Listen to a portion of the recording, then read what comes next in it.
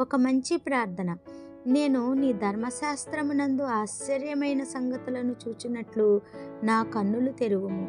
ఒక క్రొత్త పాటకు ప్రేరణగా ఆయన తన వాక్యములో నుండి మనకు నూతన భావాలను కలిగిస్తాడు. తరువాత దేవుని కార్యముల నుండి మనం నూతన పాటను పొందగలం. యెహోవా వాక్యం యథార్థమైనది, ఆయన నీతిని న్యాయమును ప్రేమించుచున్నాడు.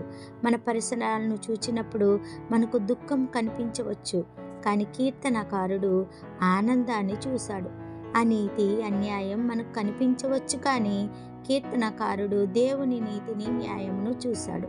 నీ కన్నులు తెరిచి నీ చుట్టూ చూడు. దేవుడు చేస్తున్న నూతనమైన అద్భుత కార్యములను చూడు.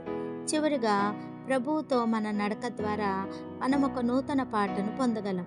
మనము నూతన అనుభవాలు, సవాళ్ల గుండా వెళుతున్నప్పుడు దేవుడు మనకు నూతన విజయాలను అనుగ్రహిస్తాడు. అప్పుడు మనం ఒక క్రొత్త పాట పాడగలం. మన ఆరాధనలో తాజాదనాన్ని కోరుకోవాలి.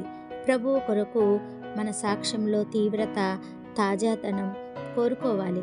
మన జీవితంలో ఒక క్రొత్త ధనాన్ని ఆయన చేయాలని కోరుకోవాలి. ఒక క్రొత్త పాట పాడుకోరాలి. మరి మీరు? దేవుడు నిన్ను నూతన అనుభవాల్లోనికి, సవాళ్లలోనికి నడిపించినట్లు నీవు ఆయనకు సన్నిహితంగా నడవాలని ఆయన కోరుతున్నాడు. నీవు ఒక పాత పాటను పాడుతున్నట్లయితే ప్రభువుతో నీవు నడిచే నడకలో ఒక నూతనత్వం అవసరం. దేవుని వాక్యంతో నింపబడి ఆయన నీ జీవితంలో ఆయన ఏమి చేస్తున్నాడో నీవు చూడు. ఒక క్రొత్త పాట నిమ్మని ఆయనను వేడుకో. ప్రార్థన.